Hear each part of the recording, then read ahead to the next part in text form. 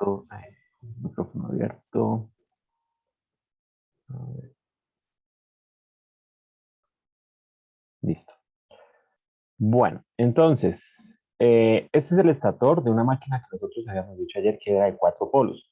¿Cuántas bobinas tenemos? Tenemos 6, ¿cierto? 2 por cada fase, 2 para la fase A, que son amarillas, 2 para la fase B, que son las azules, 2 para la fase C, que son las rojas, ¿cierto? Ahí estaba en disposición de polos consecuentes, por lo tanto la máquina iría a tener 4 polos. Vamos a ver qué son los diagramas excéntricos. Entonces, por ejemplo, si ustedes quieren reparar un motor, volverlo a embobinar o toda esta cuestión, este diagrama extendido pues es fundamental. ¿Qué tienen que hacer ustedes? Pues mirar el estator de la máquina. ¿Listo? Colocarle numeración a las ranuras. Entonces las ranuras se numeran. Esto sería uno. ¿Qué son las ranuras? Bueno, pues obviamente en el estator para ubicar los devanados se hacen unos espacios de aire. Si quieren regalarme un segundo, les busco por aquí una imagen real de un estator. Por ahí alguien tiene el micrófono encendido. Abierto. Bueno, regálame un segundito. Odio cuando la gente tiene bebés feos y no sabe. Bueno, por acá. Entonces, dime.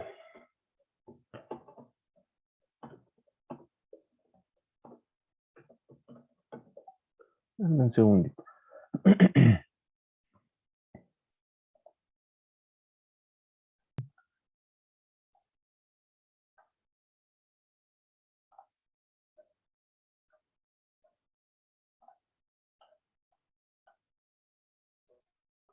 Bien, esta es la imagen de un estator de una máquina trifásica. Listo. Entonces, pongamos que se dañó el devanado. Entonces, una de las formas fáciles de... no significa que este sea este esquema, ¿no? No que este motor, este devanado sea a esta disposición, ¿no? ¿Qué hay que hacer? Numerar las ranuras. ¿Qué son las ranuras? Pues las ranuras, usted lo sabe, máquinas, uno. Pues son estos espacios, ¿cierto? Sí, en el material ferromagnético que se disponen para que por ahí pasen los lados efectivos de las bobinas, ¿cierto?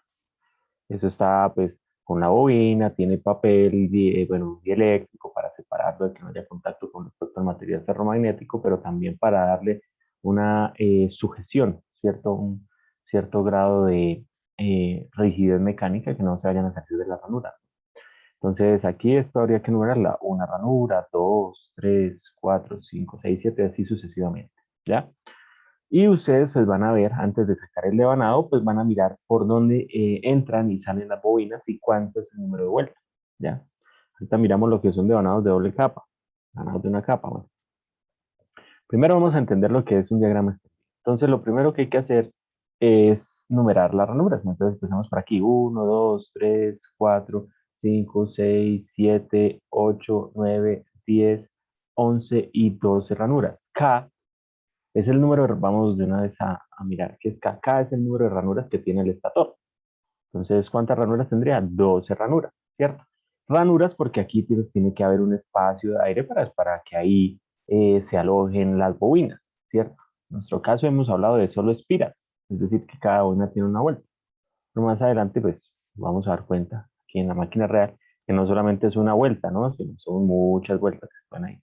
Y pueden haber vueltas de una bobina, ¿cierto? Y vueltas de otra bobina o conductores de otra bobina, lo que se conocería como doble capa, ¿ya?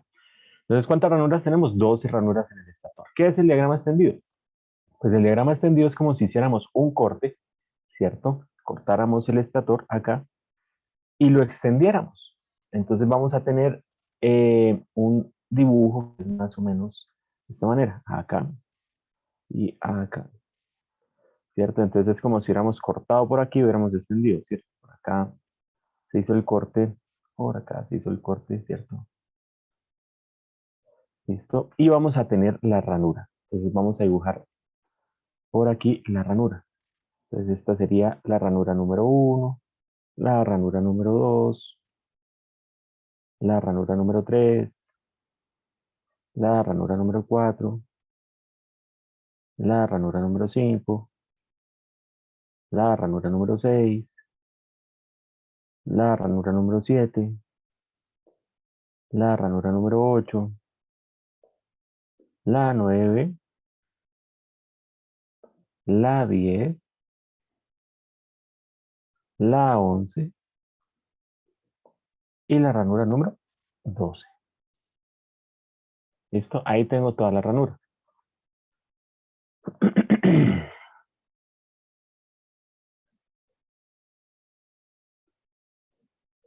Que estas son las ranuras de ese estator. Entonces, ¿ustedes quieren arreglar una máquina que se dañe? No.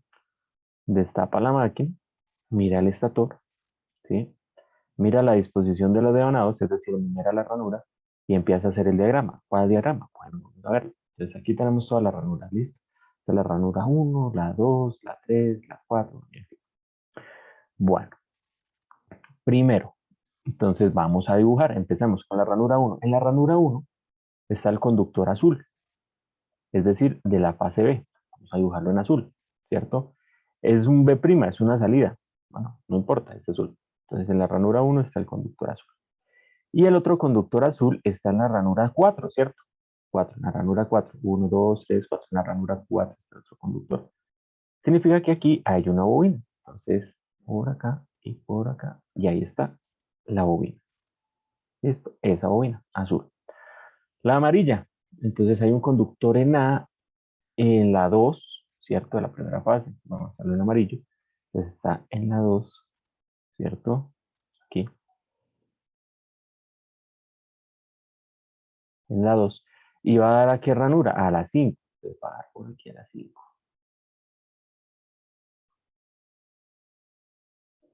¿Listo? Y ahí tenemos la otra bobina, la amarilla. La roja, ¿cierto? La roja está entre la 3 y la 6. La roja está por acá, sube aquí, entre la 3 y la 6. Cruza por acá y baja. ¿Listo? Después, entre la bobina, entre la ranura 7 y la 10 está el azul. Entonces, entre la ranura 7, ¿cierto? 7 y la 10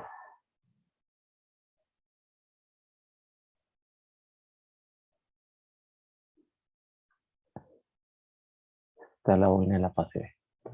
Entre la 8 y la 11, la bobina de la primera fase.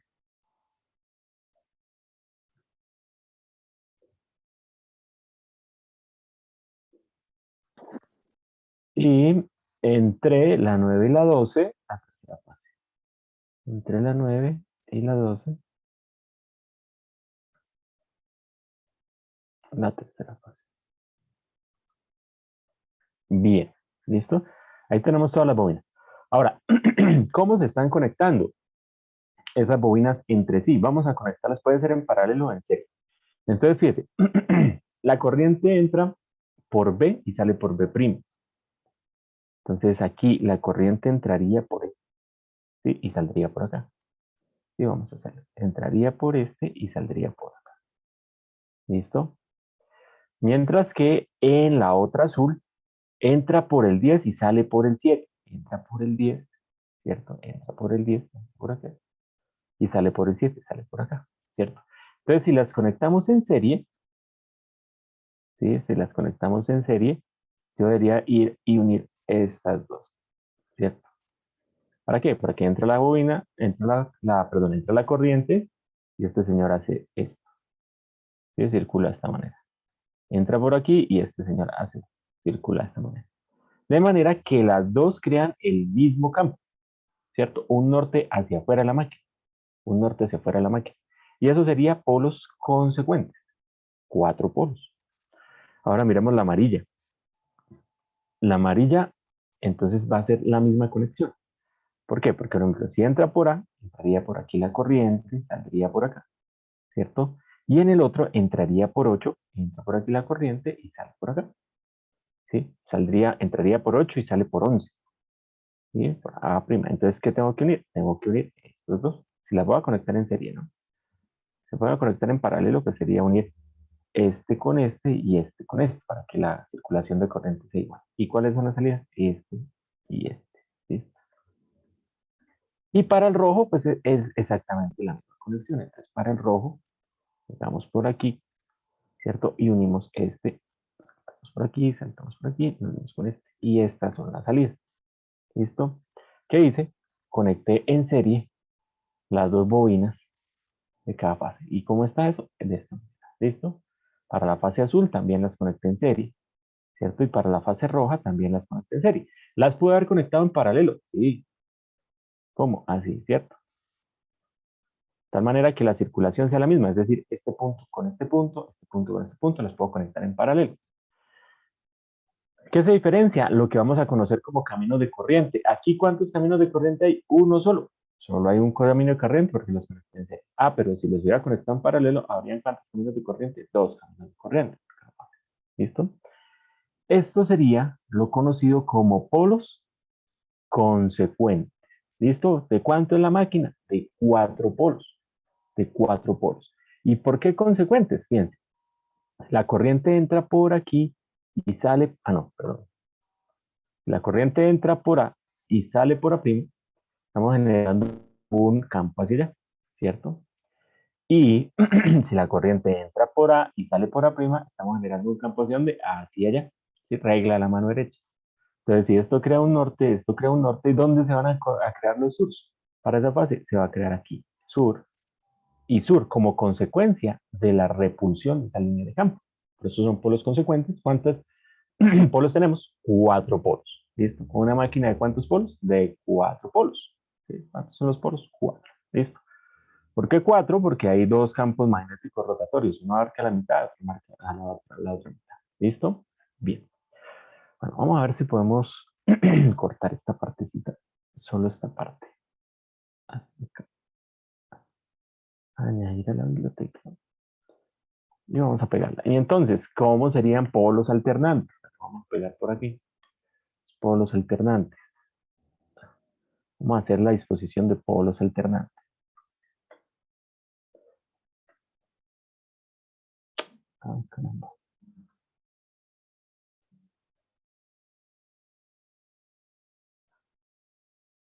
A ver, ¿qué pasa? Ya. Entonces, ¿cómo sería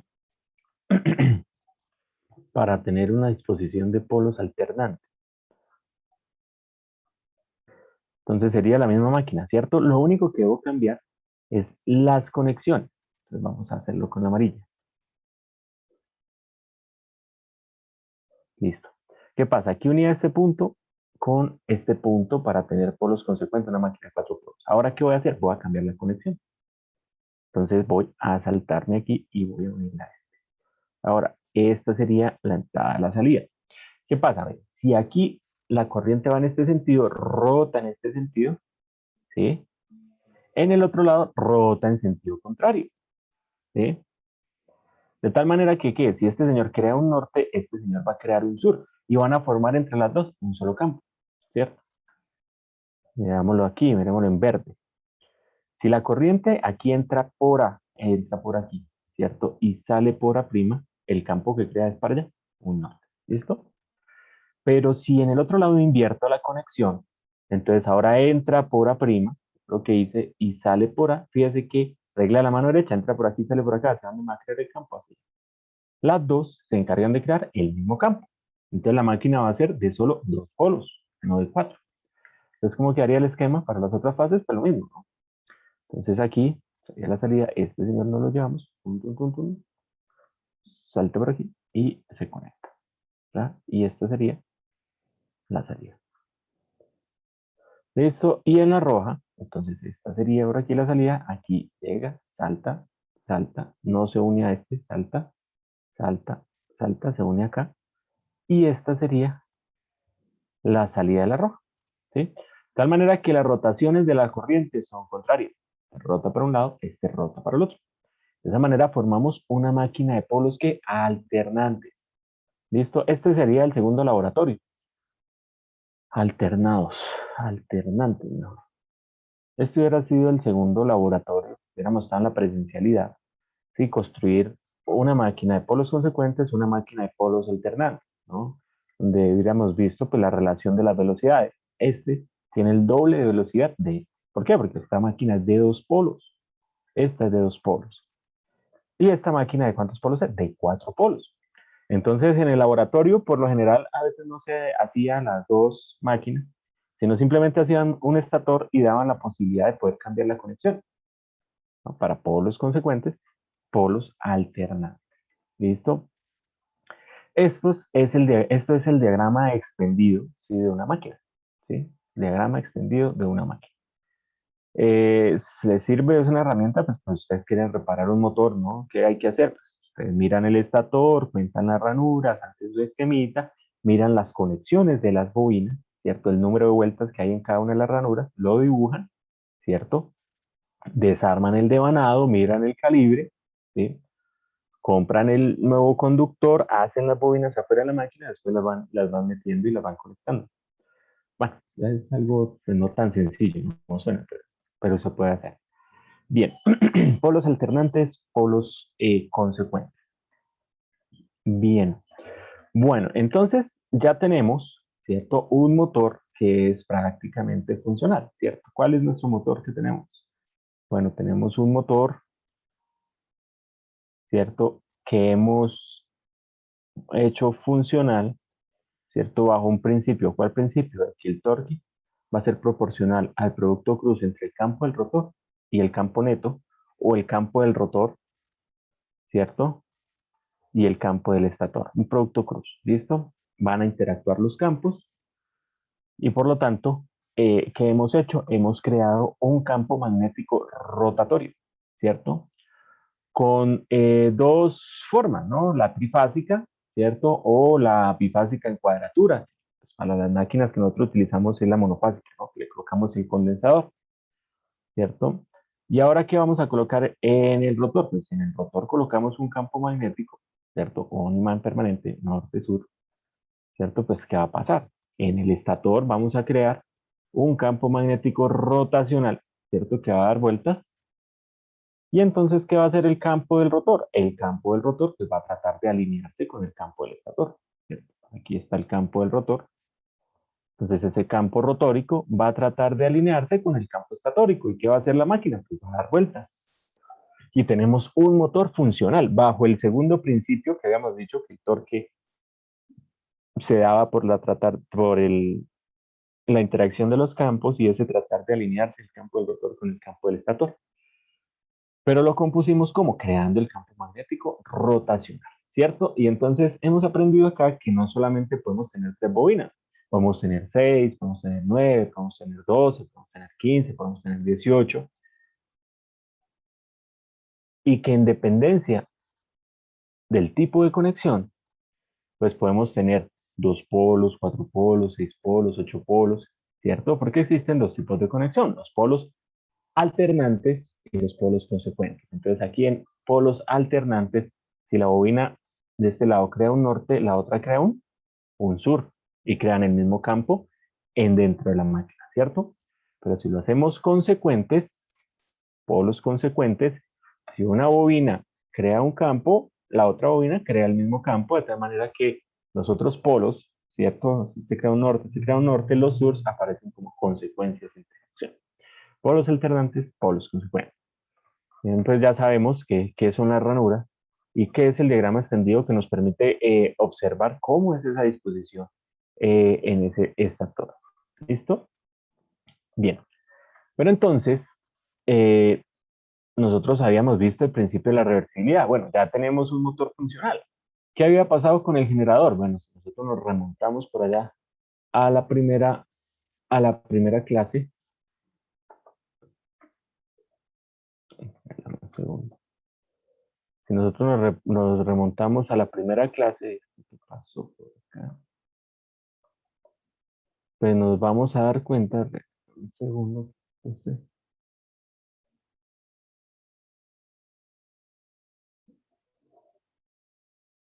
¿Esta es la última? No, bueno, ahí está la primera. Si nos remontamos a la primera clase, pues recordemos que nuestra máquina era una espira con un imán por dentro o, o una espira, ¿cierto? Girando dentro de un imán con anillos rosantes, ¿cierto? Pero el problema es que la FEN inducida era una FEN de tipo cuadrada, era alterna, sí, pero cuadrada. Y el otro problema era sacar la energía que lo habíamos resuelto con anillos rozantes, ¿cierto? En cada extremo de la bobina y unas escobillas para sacar esa energía. Bueno, ¿qué pasó con la clase? Bueno, entonces, vamos a componer entonces el generador. El generador. ¿Qué pasa? Que resulta que estamos generando una onda cuadrada, pero ya no es la misma máquina, ¿no? Ya ahora nuestra máquina cambió. Ahora la máquina ya no va a tener una sola fase. ¿Va a tener cuántas fases? Bueno, vamos a analizarlo trifásico, ¿cierto? Igual el análisis se extiende para una máquina monofásica, ¿sí? Entonces, ¿qué tenemos ahora? Tenemos tres bobinas, una para cada fase.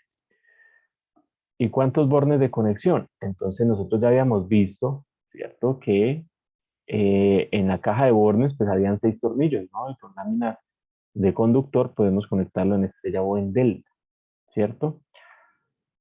Vamos a ver por acá.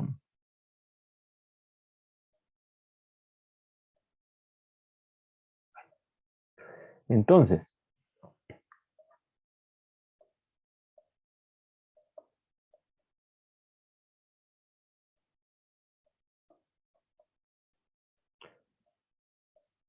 me regalan un segundo y vuelvo a abrir la aplicación porque no me está mostrando las cosas. Anillos que habíamos revisado el otro día. Entonces nosotros la vamos a conectar en un estilo, ¿cierto? Puede ser, ejemplo, una estrella, ¿sí? Que tendríamos una bobina, otra bobina, ¿cierto? La roja y unimos por acá. Y conectamos en estrella, ¿cierto? Eso recordemos que los 6 tornillos que aparecen en la caja de bornes, aplicaría con 2 láminas de cobre, conectar estos dos, ¿cierto? Y esto sería el W, que serían los bordes de conexión que tenemos acá, ¿ya? Ahora, principio de la reversibilidad, ¿cierto? Ese motor que nosotros hicimos aquí funcional, ahora con el campo magnético rotacional, ¿cierto? Pues tiene que ser un generador también. ¿Y qué hace falta para que se convierta en generador? Pues nada más colocar a girar el rotor, ¿cierto? Le vamos a imprimir una potencia de entrada, que es el torque que aplica la turbina por la velocidad mecánica, ¿sí? Ahora bien, ¿qué pasará? Pues resulta que esta es la misma máquina que teníamos en el primer principio que habíamos visto, ¿no? ¿Cuál es el problema? El problema es que las líneas de campo entran y salen de manera que perpendicular, buscando el camino de menor reluctancia, que sería el camino de menor espacio de aire. Entonces, como las líneas de campo entran y salen de manera perpendicular, ¿cierto? Siempre la velocidad y el campo, recordemos que la Fn era igual a quién? A velocidad cruz campo, ¿cierto? Producto punto por la longitud.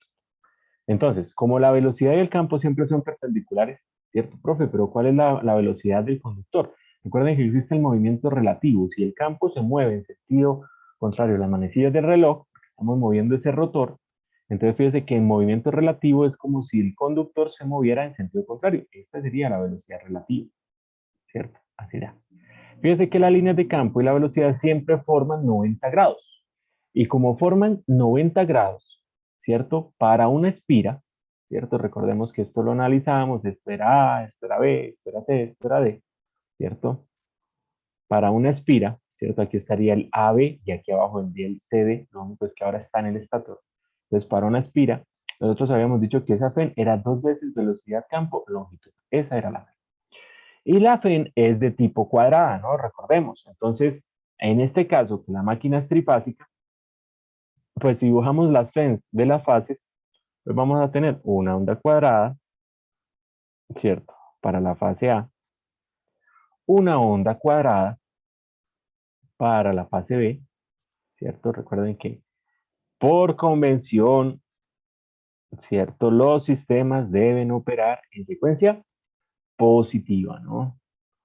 Y aquí la roja, ¿listo?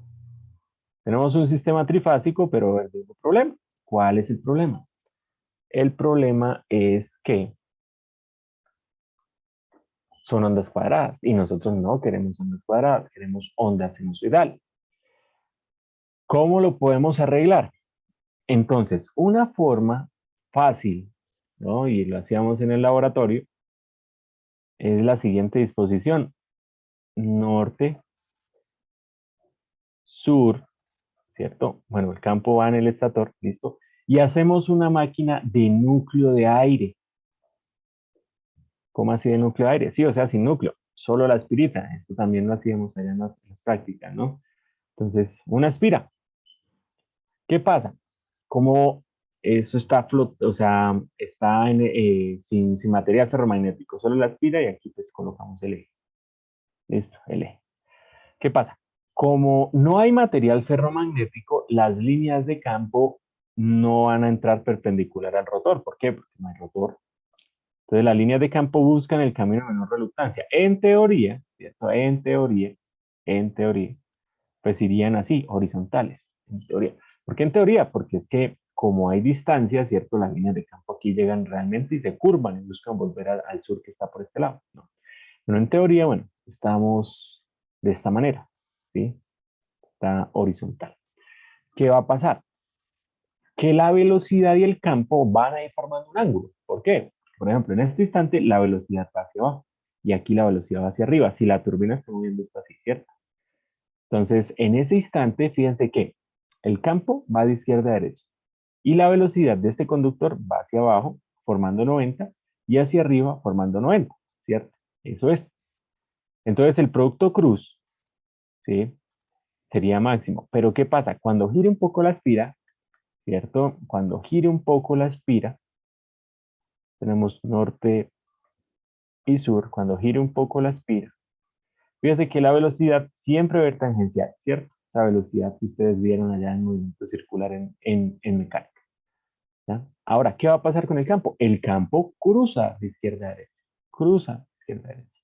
Entonces, si ustedes se fijan, ya el campo y la velocidad van a formar un ángulo teta. Y ese ángulo teta va a ir cambiando conforme, ¿cierto? La espira va girando. Por ejemplo, cuando llegue a esta posición, la velocidad y el campo son paralelos. Cuando llegue a este ya empiezan a formar otro ángulo. ¿Qué va a pasar con la PEN generada en esa espira soportada en núcleo de aire? Pues la GEN generada en teoría va a ser una onda que sinusoidal. ¿Y por qué va a ser sinusoidal? Porque la FEN sería velocidad cruz campo producto punto con longitud. Pero entonces eso sería la magnitud de la velocidad, la magnitud del campo por seno de teta, que es el ángulo que está formando la velocidad y el campo, por la longitud. Entonces fíjense que aparece teta. Y teta está cambiando conforme avanza la velocidad, WT. Y se nos vuelve sinusoidal. Y ahí está una solución. Soluciona esta máquina, que era una onda cuadrada. ¿Cierto? Aquí, bueno, soluciona que era una onda cuadrada la fe, hágalo de núcleo de aire. ¿Y se vuelve qué? Sinusoidal. ¿Ya? Pero esa solución no es viable técnicamente o a nivel industrial. ¿Por qué? Porque las máquinas de núcleo de aire, recuerden que consumen demasiada corriente, sus niveles de inducción son muy bajos. Entonces, la FEN inducida acá, por ejemplo, cuando hacían el laboratorio, si daban 100 o 200 vueltas, se generaban milivoltios o voltios, 1 voltio, 1.2 voltios. ¿Por qué? Pues por lo mismo, al ser de núcleo de aire, las inducciones no son tan fuertes y la generación no va a ser tan alta. Este B va a ser bajo, entonces la generación no va a ser muy alta. Entonces técnicamente no se puede aplicar esta solución. Entonces tendremos que tratar de solucionar esto de otra manera, de una manera que sí lo podamos aplicar de manera industrial. ¿Ya? Entonces, ¿cuál va a ser la solución? Bueno, resulta que por fase nosotros tenemos que, ¿cuánto era la FEN? La FEN es 2 veces velocidad, campo, longitud. Esa era la FEN.